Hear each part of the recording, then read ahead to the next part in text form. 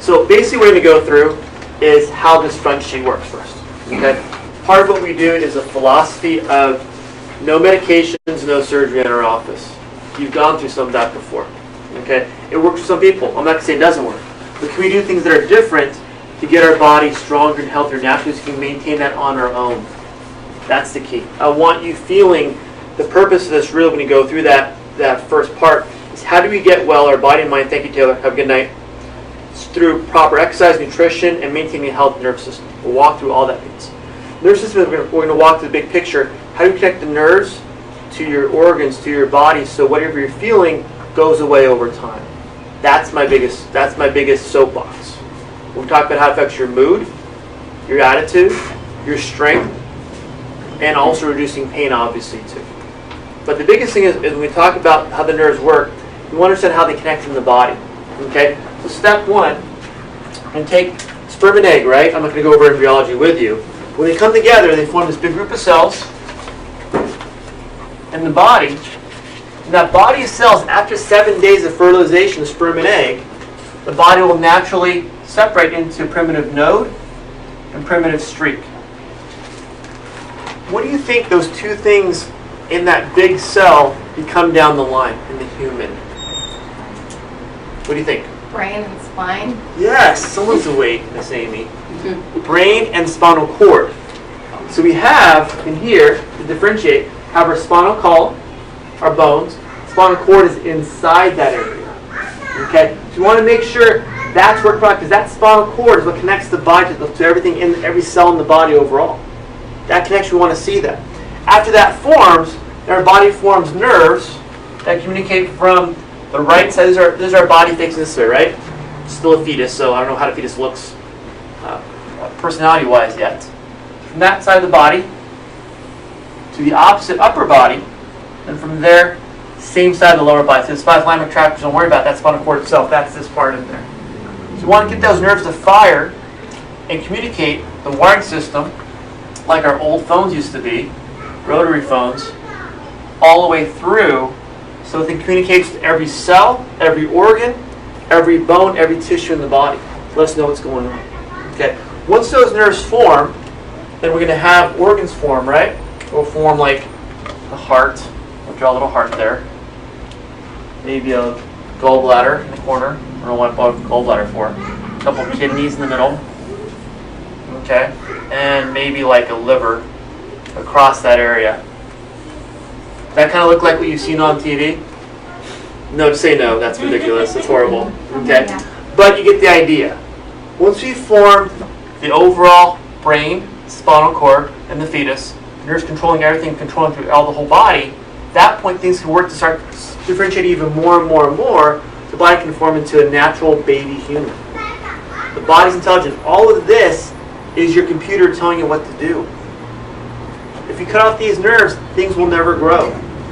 If you cut off the nerve to my arm, over time, if I cut myself, that cut will not heal. There's a power in there that goes through those nerves, we'll talk about in a little bit, and makes things want to communicate, work well, repair, and heal all the time. We want that nerve flow happening all the way through. Okay? Any questions about my drawing so far? It's unrepeatable. It's like a signature. It's unrepeatable. Okay. Here too, I don't draw hands and arms too much work, so I just draw little fins as my appendages. Okay.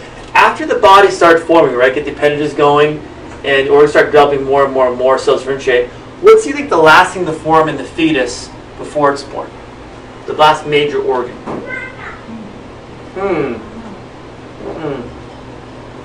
How about the skeletal system? The bones. Okay? That's your protection. So we form a skull, different fontanelles protect the body, along with spinal bones. The column, spinal column, protect everything in between. So the major things we need to focus on to start with is how do we protect this brain and spinal cord so it can actually grow and develop into a fetus, a living fetus, and also down the line a healthy adult. All right? Again, unrepeatable image. Any questions yet? Huh? Nothing? Good. Getting some teaching lessons here. Got it? I'm going to erase it. We're going to move on to the next part. Okay? You're welcome. You're welcome. Get that out of your head. Next we're talking about is how the nerves are controlled, develop the function of the human body. The second part, this first part in blue there. At that point, we understand is each nerve works as an electrical impulse. We talked about how the nerve goes from the brain, spinal cord to the whole body. We're talking about that nerve now, and blow it up a little bit. Understand is how do nerves go from healthy to unhealthy to sometimes weak and unusable, where they actually shut themselves down, especially in paralysis situation, or problems to where it becomes more permanent. Okay? So, if I have a nerve here, a normal nerve, I open it, I blow it up, it looks like a tube, a wire, okay, a big wire. Open end, both sides, connects to the brain, and whatever sort's going to connect to maybe your arm, maybe your leg, maybe causing headaches into your head. Okay? When things fire, it's electrical impulse. So you want to talk about different sine, cosine, tangent, how they work. So we have a sine wave, right? I think that's a sine wave. Where a normal sine wave has normal flow up and down, a high and a low, where that energy can help maintain a healthy amount of that actual distance. So we're going to go healthy nerve to something like that. Nice and smooth, relaxed, right? Almost puts me to sleep. Okay, that's a normal nerve to where your muscle can relax, contract on its own without being in spasm. So when you sleep, you feel good. You wake up relaxed, feeling good. There's no soreness, no tightness. What happens is if a nerve gets irritated or pinched, which we'll go over a little bit too, that nerve will go from a healthy amount, becomes irritated, causing it to run beyond its normal range, but the nerve will go into spasm. Okay? That spasm can cause the muscle to spasm, or become irritated with the muscle, or nerve can irritate or cause muscle spasm. People come in sometimes even with just a tightness in the leg. Doesn't go away. That's the start of sciatica. Tightness in the arm doesn't go away. Tingling in the fingers. Lack of range of motion doesn't go away. Okay? And that can progress over time. So my job is does that nerve, is it over-irritated or is it normal? Because again, we're chiropractors. I focus on changing the spine so those nerves get better. So I want to see where the nerve is right now and where it has to get better. This is a fixable state. Go back to a normal relaxed nerve. When we get here, over time as nerve stays irritated, the body's very intelligent, right? The brain goes, if I've been there for a long time where I'm irritated, I have to shut everything down before it causes injury or trauma to the body. The body's intelligent. It's going to shut things down to make that nerve go somewhat stagnant or a very low voltage, where it doesn't really shuts down. The effect of that would be a weak muscle. Okay? Where everything starts shutting down a little bit more, even muscle atrophy. People come in here where their leg has shrunk. Their fingers are really weak. I give them a grip test. This is maybe a 5 out of 5 because it's strong, maybe a 2 out of 5. So your body starts shutting down when you have that effect of the nerves being overly irritated for a long period of time. That tells me where are they, what it takes to go from here to here. It takes a little bit longer, right? Sometimes it's so bad we can't do anything about that. People come here sometimes, I think 3 cases this year, the last 9 months, to where they had such bad sciatica.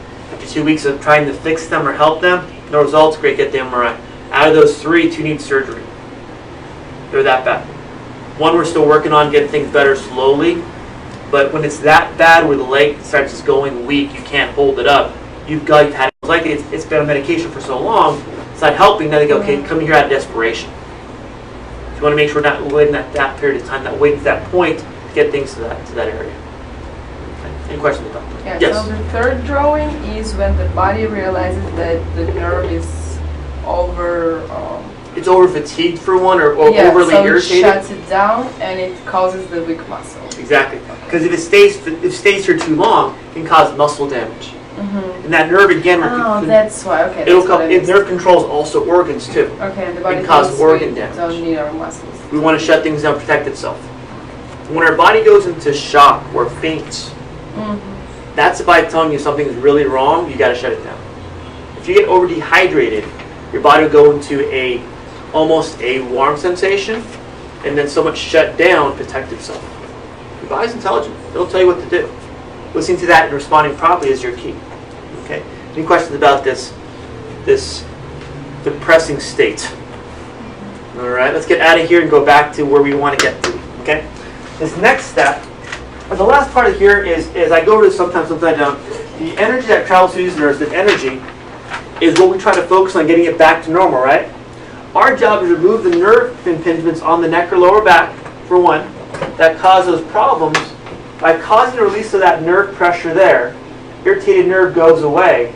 Our job, we call that area where it's locked up, the subluxation. That's that big bolded word at the bottom. Subluxation, that means less than light-ation, whatever that means. I'm not a grammar teacher, obviously. Okay? But that means that light is turned on way too much during irritated in that blue. How do we calm it down to where it calms down to more of the black again?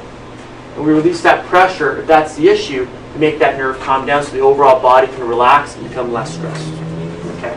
Any questions about that? One more question. Yes. So all the nervous system comes from the spine? Comes from the brain and from spine the brain combination. And spinal cord, Yes. the combination. Combination of both. Okay. That brain controls what goes in, allows it to send signals back through the spinal cord, allow things to either become stressed, and okay, what's going on there, or relax the body. So everything that happens in the spinal cord and column, there is a self-regulation. It wants to maintain certain status, good question, but wants to stay in balance. The problem is when we're under stress, if I jump into a tub of ice water, my body's going to start shivering and go into a hyper state. I start breathing heavy, my heart rate goes up. It's trying to push blood out to my external limbs to get my body warm up. That's a stress state. Body to go, you got to get out of here. Or you got to adapt to that stressor, short term, and then we'll figure out a way to survive. But over time, the problem is, if we stay in a stress state too long, that's when we shut down. That's when people go from having pain to where it becomes chronic, affecting other parts of your body and other parts of your life too. Try to get out of that area. Okay. Again, let's get out of depression states, get to where we can fix things now, okay? So sad, so sad. Okay. This is your nerve chart. Nerve chart is the most important thing I have for you today, besides my bill of humor, just a little bit. This breaks down, this is how we read this thing. On the left side is your spinal column, your bones. Out of that comes nerves, which is the lines coming through. Okay, the location of the body, that those nerves control, the middle column. That location can be affected either in a negative way, causing these symptoms on your right-hand side. So we're going to walk through how it can affect the 5 factors of health, we call them, to make those 5 factors decrease your overall quality of life, and once you get that pressure off the nerve, get that increased quality of life.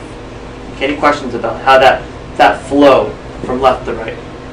So spinal location, nerves come out of that spine, affect the location of the body, and then cause an effect of a symptom in the body that you can feel. So let's go for the number 1. On your other paper, the third and last paper, unless you have a 4th, which I don't know why you have a 4th. Just 3 today, hopefully. Yeah. Okay. That paper, we want to talk about the first one's called exercise. Okay. What do I do with all of you? I want you to stretch. I want you to exercise. I want you to do this and this stretch here and there. That's not just for my own torture. It's to make your body looser and then stronger. The problem is sometimes you come in here, I have been exercising, I have been doing what I should be doing, I have been trying to get healthy, but the exercise sometimes can be affected by the nerves. Okay? So here, for example, on paper it says exercise expression of muscle control, exercise of nerves control muscle, right? So subluxation or nerve pinching of C6 affects neck stiffness and upper arm pain. So if you go to the actual chart, again, the nerve chart, go down to C6, 1, 2, 3, 4, 5, 6, very top. Location of that's going to be neck muscles, shoulders, and tonsils, right? So it can cause neck stiffness, upper arm pain, tonsillitis, whooping cough, and croup. Okay, focus on the muscle just initially. If I have pain here, what's going to happen? In the neck. If I work out that area, and I have a nerve impingement in that area, a subluxation we call it, it's going to cause more load in the area, causing more pain. So we want to make sure those nerves are not irritated. If they are, they're going to get the neck pain, neck stiffness, and arm neuropathy or arm pain. So our job as chiropractors, how do we effect that C6, release that pressure so that nerve turns off, muscle relaxes. See that high-end technology? Button, light turns on, button off, turns off, high-end. 1979 people, still works, hasn't broken down yet. Okay, any questions about that? I'll do another one too, that way we get this kind of in your head. At the very bottom here, let's go down the very bottom of the exercise column, subdivision of L4, effect on the backache and sciatica, right? Go down the very bottom of that area, about I think 3 or 4 up, it says L4, very small print. It says effects of prostate, muscles of the lower back, and sciatica. Okay? Again, that's sciatica, meaning that's a term they use, location of the nerves. And sciatica, you know what the sciatic nerve is? You guys know what that is? That's when these nerves here in the lower back, they come out in the lower back, form one trunk, and they branch off down the leg. So if I have, I'll use my own body to work out today. How they're in my lower back, they come out, 1, 2, 3, 4, 5, form one trunk, and branch off down my back of the leg, my side leg, my front leg, and my groin down to my foot. So once it comes here and forms a trunk, all the nerves kind of mesh together and they branch off differently. And there's no perfect anatomy. Sometimes some people have some nerves that go down the front, some down the side, and some down the back. There's no perfect anatomy. Everyone's anatomy is about 7 out of 10 people fit the book. So when a surgeon goes in there and looks at what's going on with the nerves, it's kind of like, okay, it could be here, it could be here. So our body will naturally change or vary based on how it forms from embryology over time. So when you understand, some people have sciatica. Well, I have sciatica. What do you mean by sciatica? I ask them. Well, I have pain down the back of my leg. Or they go, I think I have sciatica, but I'm not sure. I have pain down the front of my leg. Well, that's different presentation. You present differently based on where the source is from the lower back. Any questions about that? Okay. So that's how we differentiate sciatica from this being a nerve problem or a muscle problem too. So understanding that anything back here, these nerves, even though it might just be this problem or this problem with the nerve pain, can be any of these nerves in the back, the lower back here, to cause that type of nerve pain in that area. All right, let's go back to the chart here again. So the next part is going to be actual exercise, or what's it called? Diet. How do the nerves affect your diet? Nutrition, ability to digest food. Okay? We talked about here is called T6. Let's go down to our chart again, my Milta chart. 6, I circled it so I can find it real easy. My cheat sheet. In that area, talks about the stomach. Okay? Stomach's where we digest a lot of our food, but we actually break down a lot of our foods in that area. Cause stomach problems, digestion, heartburn, dyspepsia. I still looked it up. Anyone know what dyspepsia means? Dyspepsia? I'll Google it later. That was heartburn. Heartburn, kind of? That was the same thing. Same thing, right? This is like a 1989 paper. I don't know what it means. Okay, so that area, people come in with nausea, or they eat certain foods, they still feel good all the time. It can be some problem, so I tell people, hey, make sure you see your doctor for that. We're going to look at your overall spine, see if there's a problem in your spine. We want to make sure we're doing everything to rule things out, rule things in. Okay, we want to make sure we're covering all the bases, everything at the same time. So somehow, even with this on this form, another form, is also T6. Which one is it? T4. If you go a little bit higher than that, controls your gallbladder. Okay, people have a lot of problems with lower abdominal pain on the right-hand side. That's where your gallbladder is. If your gallbladder isn't working properly, that can cause that overall body to feel abnormal or different. I had someone come in a couple years ago, Roman, and he came in on a Monday and goes, hey, I'm not going to see you Wednesday. I'm like, well, everything okay? He goes, well, I haven't my gallbladder taken out. I'm like, really? You're okay with that? I'm like, yeah, doctor says I don't really need that organ. It's like just no organ you really use. I'm like, come on, dude. It's how you break down the fat in your foods. So realize without that organ, you have to take medication the rest of your life, take pills, to supplement for not having that emulsification from the gallbladder increasing the secretion of the fluid. So I always go, if I'm taking something out, it better be either broken or ruptured. If not, what else can I do? So I had him take apple cider vinegar, start working on his diet. Within 2 weeks, he didn't have any digestion problems when he was eating fatty foods. So realize you have to listen to, you're your best health advocate. Listen to your body, look up information, ask different people. That's dyspepsia, by the way. Dyspepsia? In the just. in What is it? digestion. It is, okay. Good. The teacher knows back there. But then it also says something like diverticulitis. Colitis, type of stuff, You know gives what that inflammation is? of the colon. Inflamed. Colon, yeah. ECOG doesn't sound good. Bad areas, don't deal with those issues. Avoid those issues. That's the thing is, you want to make sure what you're dealing with and make sure it's the right thing. Can you do things naturally first, and if not, then go on to more aggressive care? Because aggressive care always has a risk of having side effects. You know your body. You're the best ones to understand that. Okay? Don't listen to your doctor, especially chiropractors. We're ridiculous. We're talking about sometimes. Next one here. This is the one I want to focus on is sleep. Okay, so I'll try to sleep here in the corner. This is my little soapbox I usually go over every time. Okay. How does our sleep get affected? It's crazy. By our overall nerve. That's impossible. Not really. Sleep is affected by a pinching of C1 nerve roots. So C1 at the very top. Hard to miss that one. And that controls location of the blood supply to the head, pituitary gland, which is your brain system, the scalp, bones of the face, brain, inner and middle ear, and sympathetic nerve system. Everyone know what sympathetic system is? The sympathetic? What that is? Big word. What's it called? 3 syllables? Or 3? What it is? 3 something. Okay. Sympathetic. That's your stress response to your body. Our body's attacked by a tiger. We go under stress. So sympathetic is how we deal with stress. Okay. We talked about a minute ago how if we jump in a tub of ice water, we'll go into a stress state. This is what happens. It causes that to happen overall. The problem is we stay here for a long time, our body will want to stay in that stress state. The opposite is called parasympathetic. Simple, right? Sympathetic. My handwriting's pathetic, so I apologize. We'll work on it later. Okay? That's your relaxation state. Okay, when we're relaxed, our body can heal and repair, allow things to stay natural, to handle more stress. But if we're in this stress state all the time, our body will learn to naturally cause the organs to become stressed also. So we talked about C1 right up here.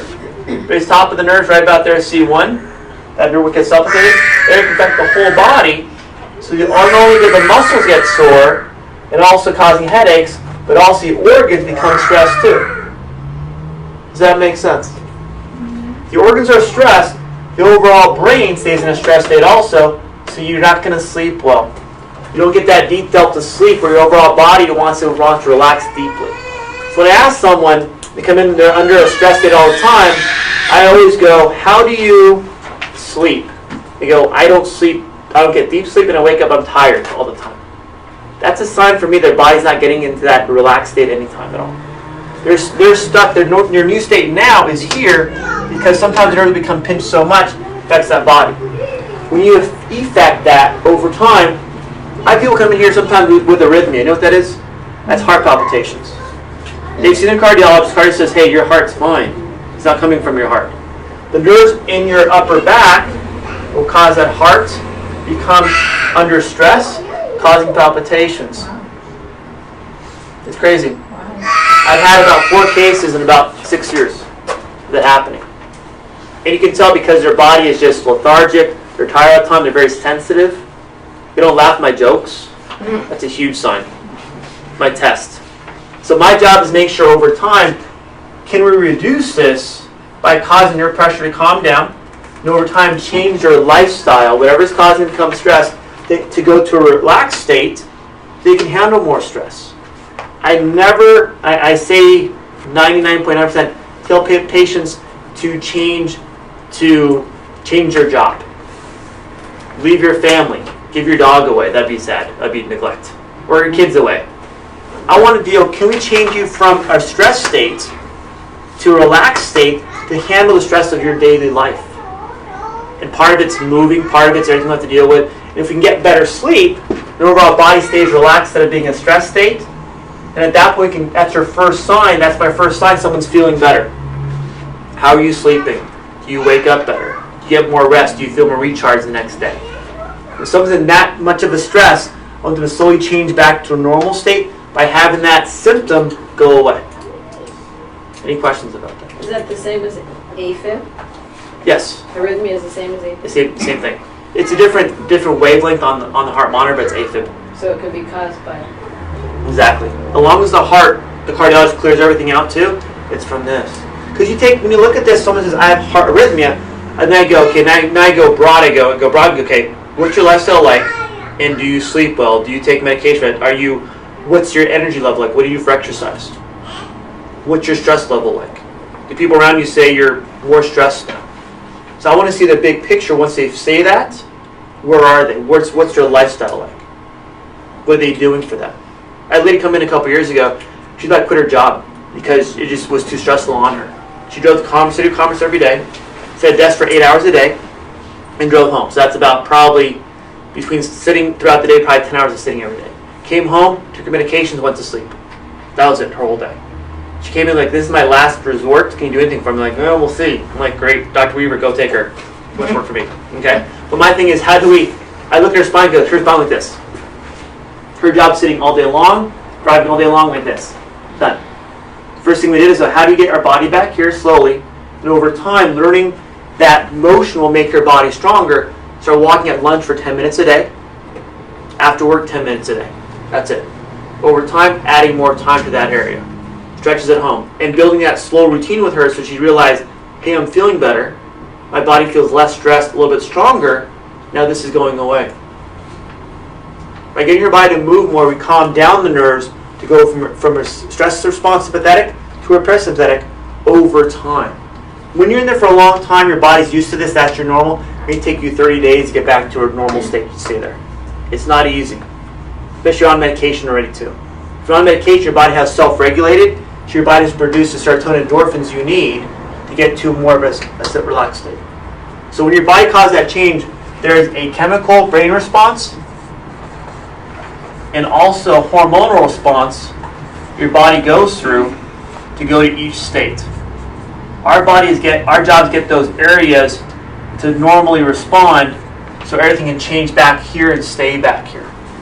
It takes time, motion, and overall more motion to get there and stay there. So you realize your nerves in your body, all the nerves fire back into your brain. So all these nerves, that's called parasympathetic and sympathetic down here, they fire nerves for both areas, stress or relaxation. When you fire more the relaxation, that brain goes back to the brain, then it goes from there going, okay, now let's get our body to relax more. It's going to want to stay here until you've been at long enough, okay, now we really want to get there and stay there. You change your state.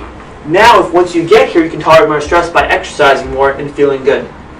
Eating certain foods and you feel good with those foods. You can do more things with your body and feel like I can handle more. That's when someone tells me, I can do the exercise you want me to do, I want to do more weight. I want to do more time. I can hold it better. I want them doing that. That tells me they're confident and now they're sleeping better, so overall body stays more relaxed and relaxed state. And you maintain that exercise and routine to keep your body in this. When you have a stressful week or a day, whatever it is, you go, I want to exercise today more because it's going to make me feel good to stay in this state instead of getting back to here.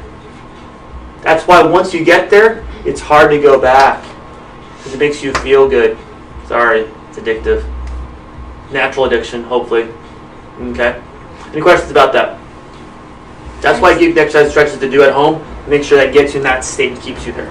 I just have a comment. Yes. It's just hard to maintain that lifestyle. Of course. Because all the good things in life are bad. You know what I'm saying? So. In this country, it is. Yeah. Realize, even though we're the first world country, we're the sickest country out there I know. because of what we do to ourselves. Like living in Holland with him, it's so much different. How? Than here. How's Holland different? They don't allow a lot of chemicals there. They really protect their community and their people. Here, we just allow everything. And there too, do they have a lot of advertisements for medications and drugs? No. Exactly. Not at all.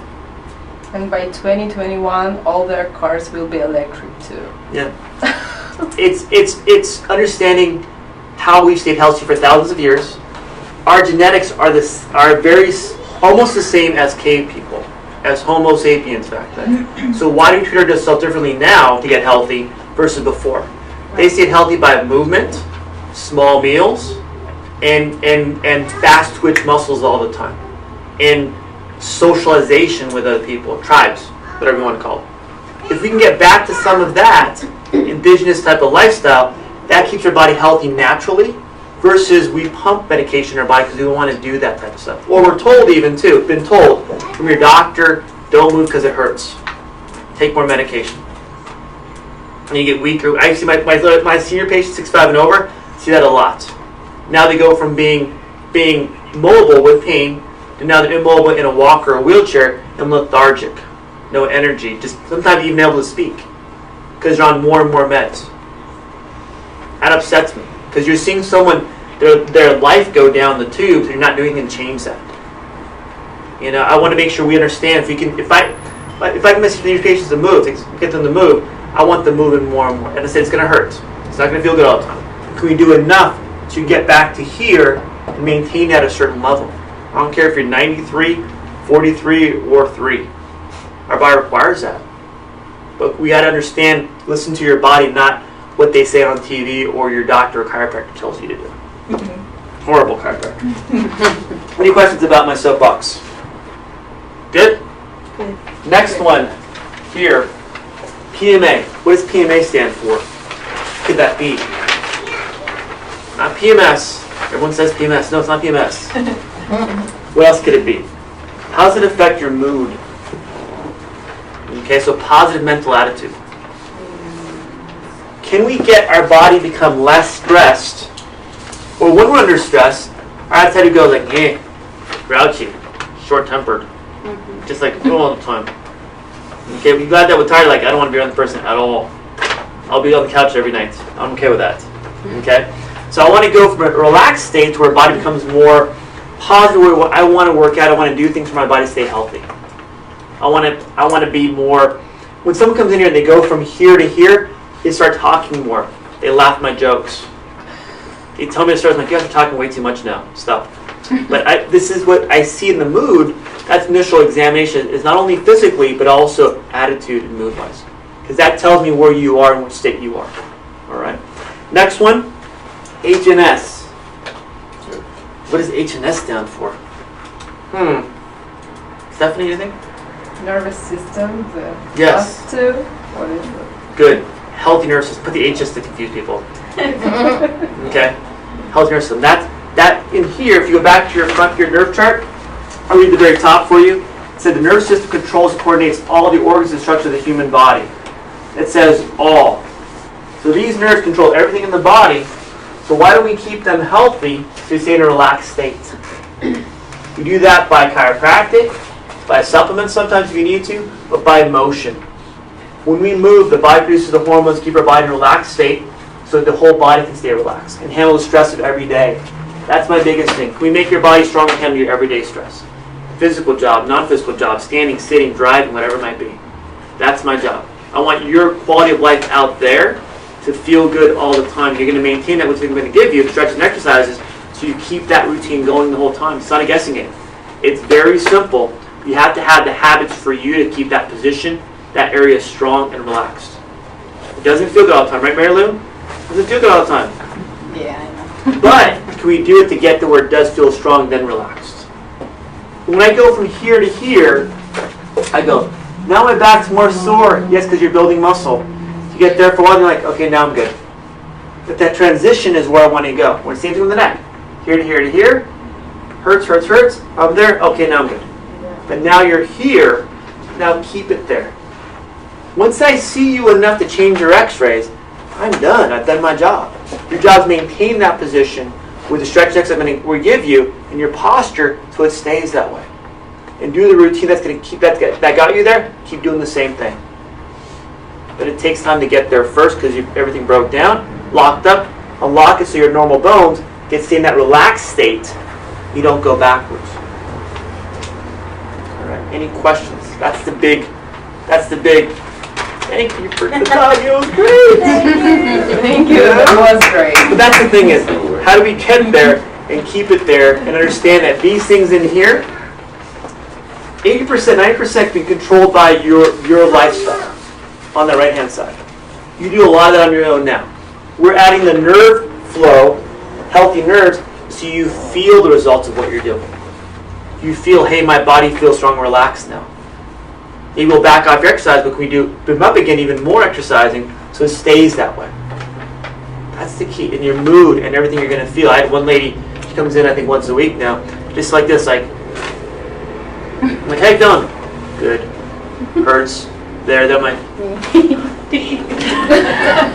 please, something. 2 weeks later, it's like, oh, by the way, I feel better. I'm like, oh gosh, stop talking now. When you have that pressure off, you're like, wow, my whole body changed. Less pain, less pressure, and now my whole mood changes. Perception on life changes. And then you want to maintain that position. Now, she's like, I'm going to do my exercise every day the rest of my life because it feels good, blah, blah, blah, blah. I'm like, well, good, get out of here, bye. Gotta go. That's the thing. How do you change your mood by making your body go from a stress state to a relaxed state? All right. Any questions? All right. Hope you enjoyed this talk. Don't steal my pens and take the paper. And that's it. It's all coming down to maintain your routine. Follow it like you have been. You'll see the results. You'll feel the improvement and maintain it on your own. I want to see you enough so I don't have to see you ever again. I'm going to stop by and drop off like chocolates or something during Christmas. Or peanut butter chocolates or Reese's peanut butter cups. Don't forget the favorites. part. Yeah, well, that's like your cheat month. You get cheat month thing. Cheat week, maybe. Burn it off later. More cardio. Thank you guys for coming. Appreciate it. Thank you. If you enjoyed it.